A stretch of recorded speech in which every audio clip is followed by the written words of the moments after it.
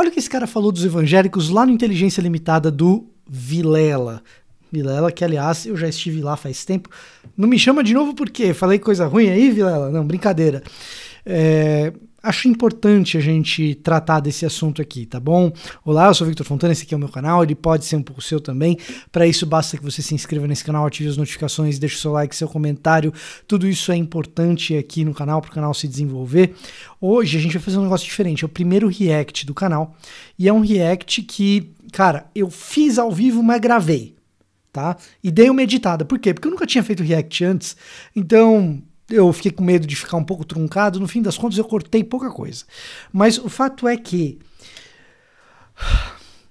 quando vão falar sobre evangélicos no ambiente público, muitas vezes falam bobagem. E o César Callejon, eu acho que é Callejon, não sei, pode ser Callejon, foi lá no Inteligência Limitada do Vilela. O César, ele já teve participações na Rádio Jovem Pan, em outros veículos alternativos de mídia também. E, cara, o que ele falou dos evangélicos não é bom, tá? Não é bom. Se você quer entender um pouco mais desse tema, os evangélicos, a política, a democracia, existem caminhos melhores, como por exemplo esse caminho aqui, que eu vou indicar depois no final do vídeo de novo, que é o, vamos lá, Gutierrez Fernando Siqueira, Quem Tem Medo dos Evangélicos, Religião e Democracia no Brasil de Hoje. O link tá na descrição, caso você queira ler pela Amazon. Você pode também comprar em outro lugar se você quiser. O ponto é que se os evangélicos têm causado problemas, e tem de fato, se a gente às vezes erra, em especial no nosso jeito de manifestar nossa fé em público, descrições imprecisas e equivocadas do movimento ou do fenômeno evangélico no Brasil mais atrapalham do que ajudam. Fica aí com o react, que eu falo muito melhor lá do que eu vou falar aqui, tá bom? Vamos lá, vamos ver se vocês gostam. Então, galera, vocês têm que levar em consideração que essa daqui é a minha primeira vez fazendo um react. E pode ser, é bem possível que eu não me saia bem, entendeu? Que eu não me saia bem. Então, olha só. Tá aqui, esse é o César Callejon, não sei. E o que ele vai falar tá aqui a partir de agora, no minuto 31 e 37, se você quiser acompanhar. Depois, eu tô botando na velocidade 1.25 também, para não ficar tão lento para vocês, porque ele vai e volta aqui no argumento várias vezes, e a gente vai acompanhar aqui. E aqui eu quero mostrar para vocês, eu acho que vai ficar bem claro, que embora isso não seja perseguição a cristãos, não é perseguição a evangélico, a imprecisão na maneira como o fenômeno evangélico é descrito é preocupante e faz com que, o evangélico se sinta perseguido. 2, faz com que o evangélico crie ressentimento.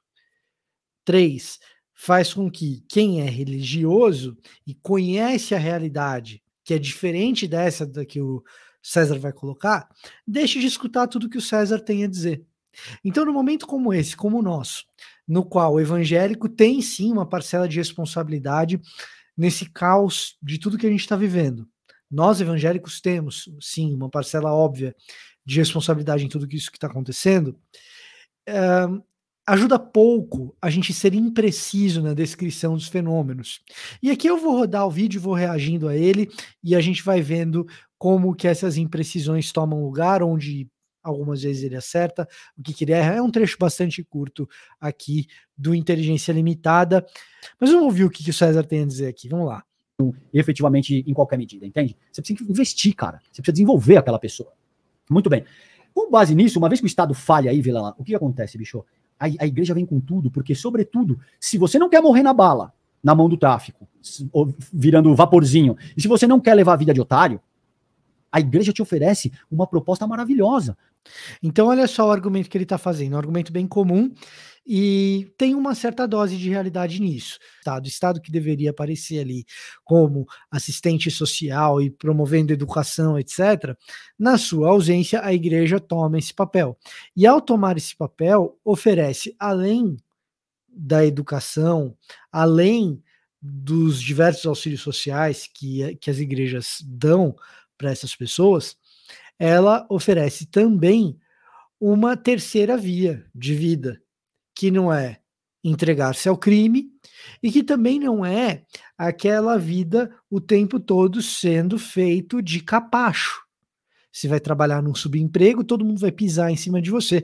E aí, quando você está no teu ambiente profissional, que você saiu da comunidade, que você saiu da favela, que você saiu do seu bairro pobre, foi para a região mais central, você é pisado em cima porque você tem um subemprego e as pessoas que têm os seus preconceitos pisam em cima de você.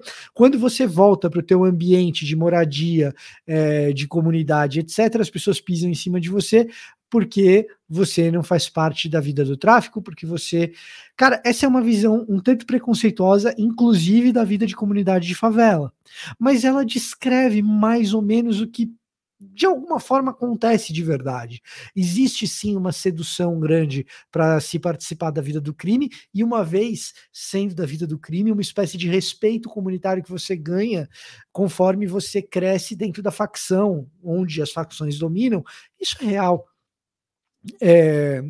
Agora, isso não significa que só exista a opção da facção, isso não significa que sem fazer parte da facção você também não conquiste respeito na comunidade. Fato é que é sedutor, sim, fazer parte da facção criminosa, ou mesmo da milícia, ou o que for, para ganhar um certo respeito ali. E fato é também que, se você escolhe a via honesta de trabalho, muitas vezes isso significa um subemprego no qual você vai ser humilhado quando você estiver no seu horário de trabalho.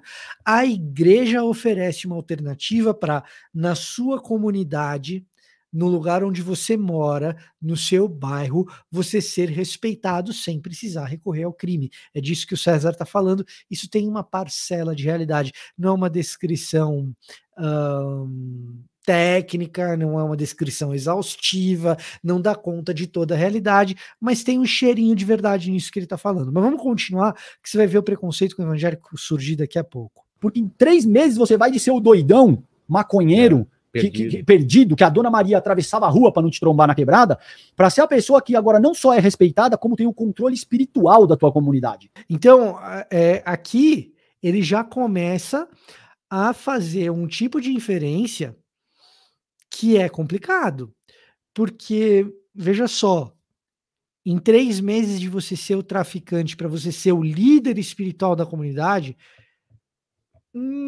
pode acontecer? Pode, é frequente. Você que faz parte de comunidade evangélica me diz se isso acontece toda hora. O cara era um mau elemento e vira um bom elemento em 3 meses e, além disso, se torna o líder de toda a comunidade. Não, né? Os pastores de comunidades evangélicas ao redor do Brasil geralmente constroem essa reputação ao longo de um tempo, tá? Pode acontecer de alguma igreja evangélica acolher como líder alguém que passou por uma mudança de vida muito rapidamente? Cara, até pode, mas isso é um fenômeno mais de igreja de classe média pop, que vive em torno da fama de algumas pessoas que se convertem, do que um fenômeno de comunidade mais pobre. Pode acontecer na comunidade mais pobre? Pode. Acontece. Mas não é um fenômeno assim tão frequente, é um fenômeno mais de classe média, isso daqui. E a gente vai ver que tem várias coisas que o César atribui às comunidades mais pobres dentro dessa conversa que a gente acabou de ter aqui, que ele mesmo levantou essa bola, que são fenômenos típicos de igreja de classe média, mas a gente vai avançar aqui vai avançar aqui no vídeo e a gente vai ver mais coisas dele falando. A Dona Maria agora passa por você e fala: ô Vilela, a paz do Senhor. E você fala que Deus lhe abençoe, Dona Maria. Você tá entendendo qual que é a parada? Entendi. Aí, ó. A Dona Maria fala: paz do Senhor, você responde: Deus abençoe. Um contexto típico de, vamos dizer assim, Assembleia de Deus de bairro, né? Que não é bem a sede. No bairro todo mundo se conhece, na rua você se cumprimenta. Na sede isso é um pouco mais difícil porque você está no caos urbano, as pessoas não se encontram na rua desse jeito. Então, isso te coloca numa posição que tem todo o estímulo do mundo para que você siga. Uma valorização dele que ele nunca societária sentiu. Isso é verdade, irmão. E além disso, outro ponto fundamental aí do dogma religioso, tudo isso são questões no nível sociológico que eu tô colocando para você. É o seguinte, irmão. A igreja a católica, só para esclarecer um pouco, porque você tem muita audiência, eu não quero que as pessoas me interpretem de forma equivocada. Eu não estou fazendo nenhuma crítica a nenhuma religião ou igreja de forma mais específica. Ele está. E ele vai fazer, e vocês vão ver. A minha crítica aqui é com relação ao dogma religioso no cerne da organização da vida sociopolítica do país. Ou seja, que você tenha no Congresso as pessoas lendo a Bíblia, ajoelhando, por exemplo, como a Michelle Bolsonaro recorrentemente faz para avançar posições políticas. Vamos lá. Olha só que coisa interessante. Aqui ele está defendendo Estado laico, que é uma coisa que, em certa medida, sendo protestante, a gente deveria defender também, tá? O Estado laico ele precisa existir, inclusive para que todo tipo de religião seja tratada de igual modo pelo Estado. Não haja privilégio entre uma e outra. E para a gente que é protestante, que é evangélico, que viveu tanto tempo em um país de maioria católica, cara, isso nos protegeu durante muitos anos, sabe? Então, isso é de um lado bom. Mas perceba como ele faz uma pequena confusão aqui. A gente tem que proteger o direito a culto e a religião das pessoas, as pessoas serem religiosas.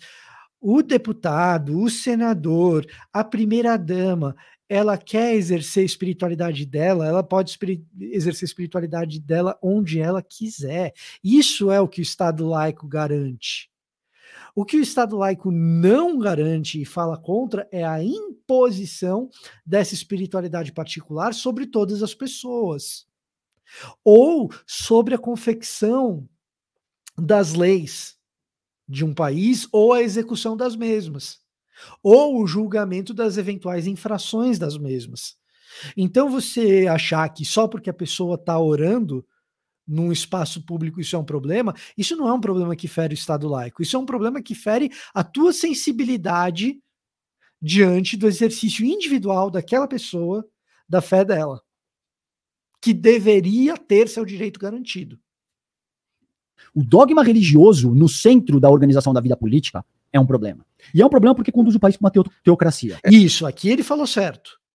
Que o dogma religioso no centro da vida política leva a uma teocracia, que é precisamente isso. É o dogma religioso fazendo lei, executando lei, julgando infração de lei a partir de dogma religioso. O nome disso é teocracia. Isso faz com que uma religião suplante todas as outras, ou a não religião, e as pessoas não tenham seus direitos de fé respeitados. Aí sim é um problema. O que ele descreveu antes, desculpa, exceto no caso do uso da religião ou no uso público da espiritualidade para angariar apoio de um determinado grupo religioso, o que é outra história, não tem a ver com o Estado laico, tem a ver com o mau uso da religião, é outra conversa.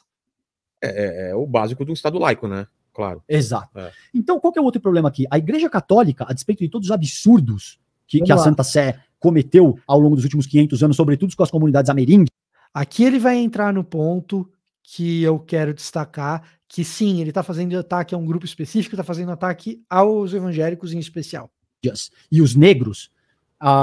Hoje, no Brasil, ela reúne os fiéis dentro da igreja, uma vez por semana, durante o domingo. Os padres são figuras eclesiásticas que tem que fazer seminário, para se formar padre.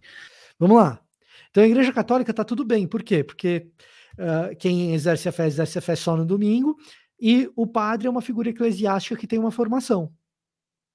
Então, o espaço da religião é esse.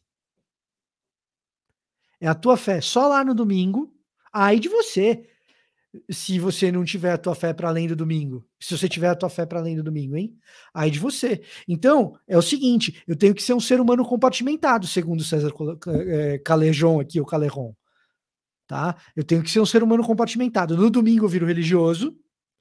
Passou o domingo, na segunda-feira, deixa a religião para trás, eu sou uma outra pessoa. Certo? Cara, isso não é justo nem com a Igreja Católica, para ser muito honesto. Tá? Isso não é justo nem com a Igreja Católica. Mas não é meu foco aqui. Meu foco aqui é falar especificamente dos evangélicos, que é o que ele está se propondo a criticar mais. Aqui ele está falando mal da Igreja Católica, querendo elogiar. Tá? Mas o meu ponto aqui é outro, a gente vai avançar já daqui a pouco.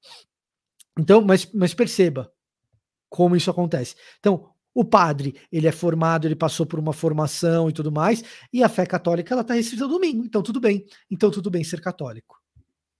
Nas igrejas evangélicas, você vai de não ter nenhum conhecimento para entrar na igreja e em 3 meses, Vilela, sobretudo se você for articulado, se você sabe falar bem, se você for minimamente bonito Apresentável. fisicamente, em 3 meses, 4 meses você virou pastor.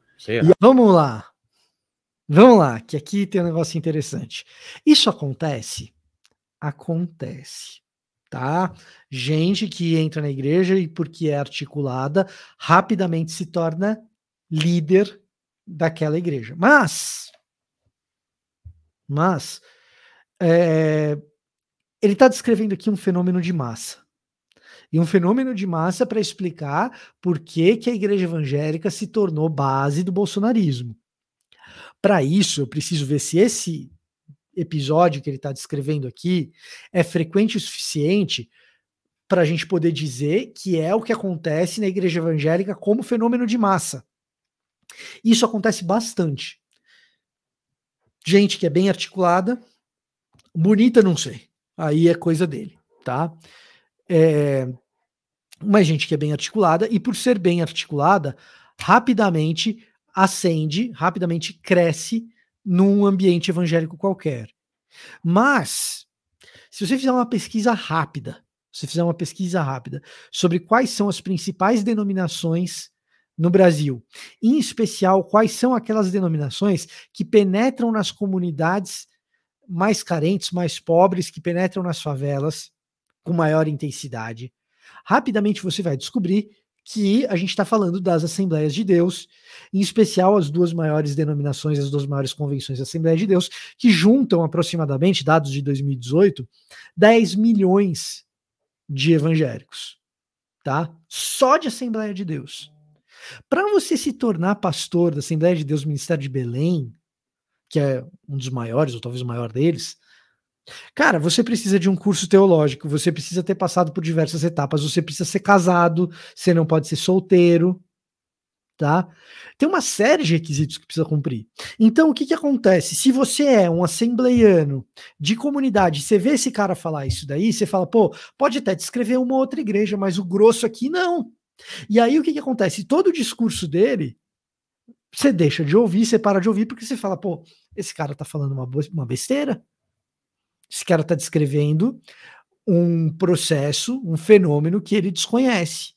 E isso vai ficar mais claro, tá?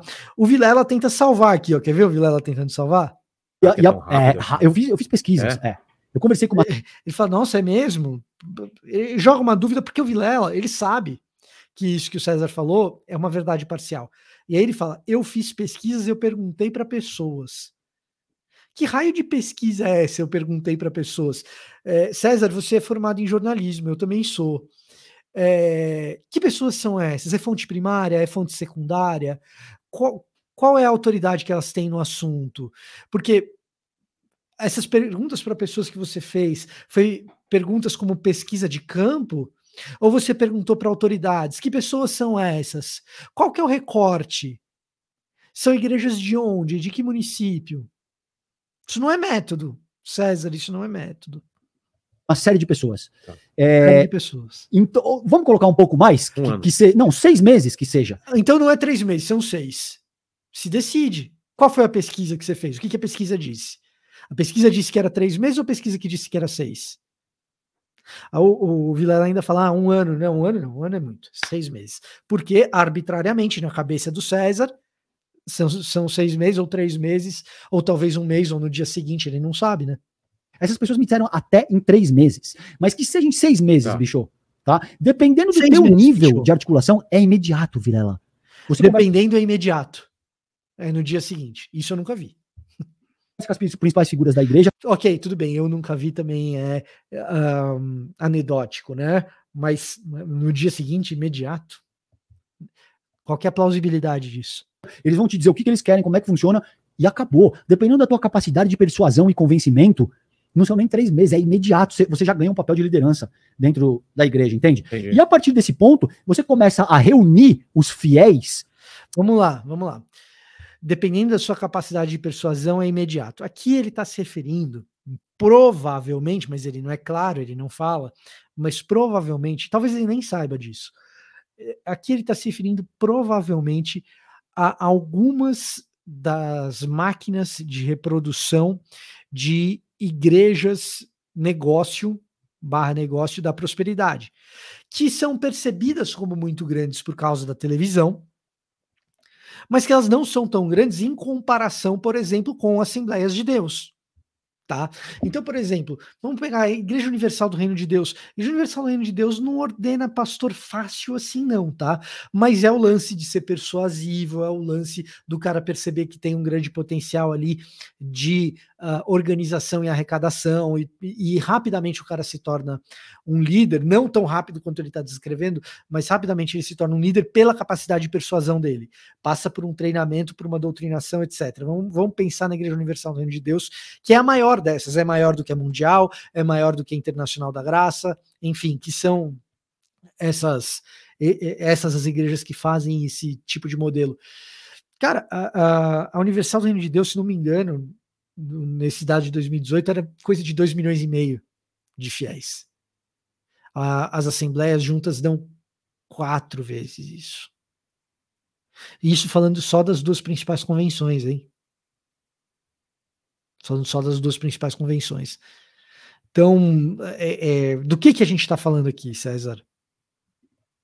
Dentro da tua própria casa, com métodos de tática de guerreiros da igreja, entende? Entendi. E a partir desse ponto, você começa a reunir os fiéis dentro da tua própria casa, com métodos de tática de guerrilha, de ampliação dessas células, entende? Então, agora ele misturou com outra coisa, que não é um fenômeno típico de comunidade.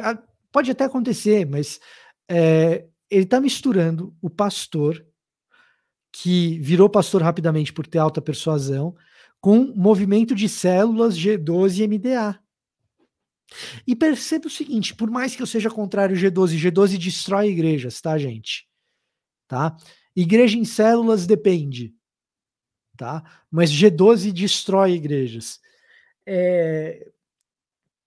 Por mais crítico que eu seja, tática de guerrilha, explica isso direito. Que tática de guerrilha?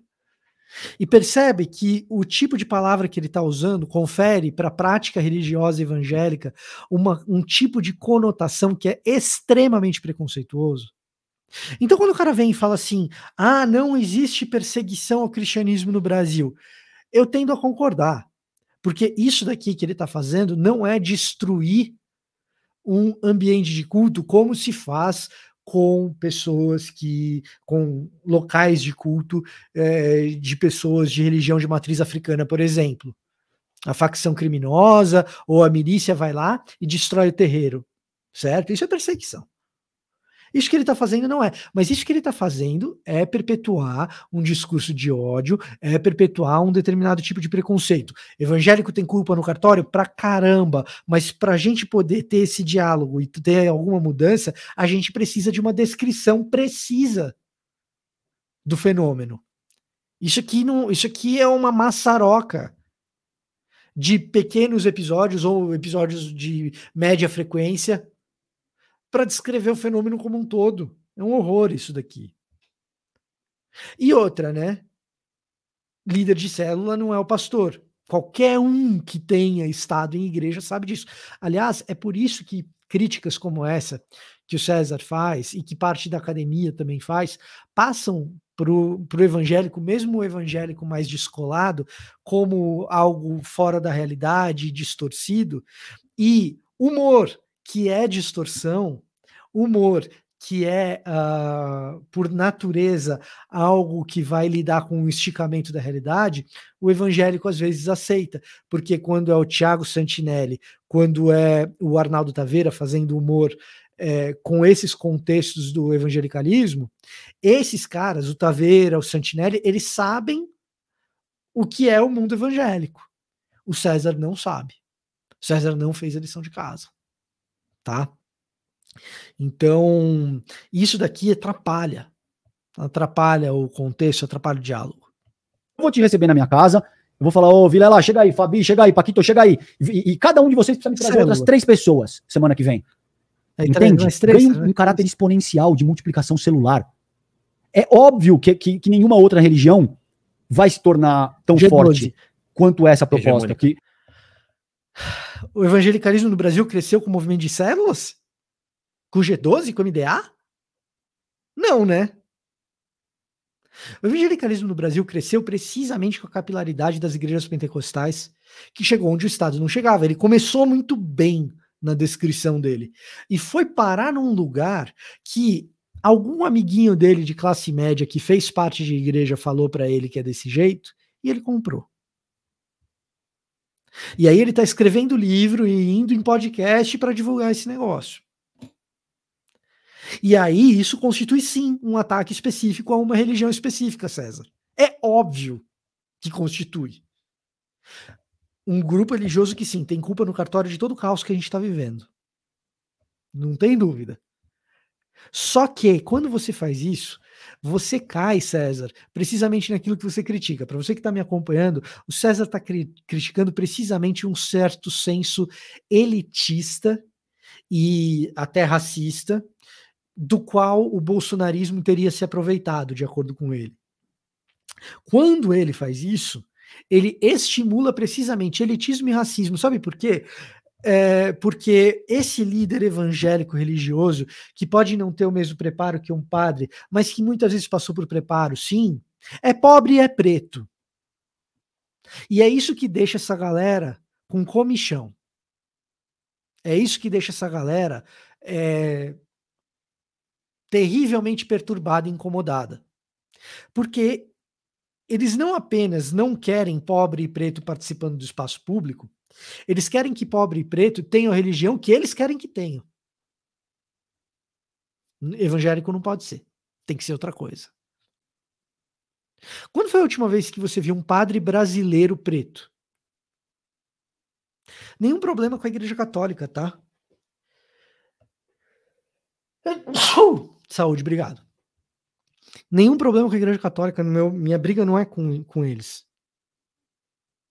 Mas se tem uma religião de gente pobre, de gente preta no Brasil, essa religião é o evangélico, cara.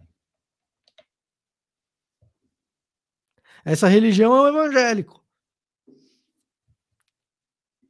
Exato, que ocupa essas dimensões todas que eu acabei de te salientar. Esse é o dogma religioso. O bolsonarismo percebeu que, opa, isso aqui traz tudo. Isso aqui tem parâmetros do elitismo histórico-cultural, porque conversa... Parâmetros do elitismo histórico-cultural. Então, o que acontece? O evangelicalismo, ele proporciona um certo elitismo em alguns aspectos, às vezes isso acontece sim, ou muitas vezes isso acontece, e na minha opinião, sim, o bolsonarismo se aproveitou disso. Agora, esse tipo de crítica ao evangelicalismo, que está sendo feita aqui, só reforça o tal do elitismo.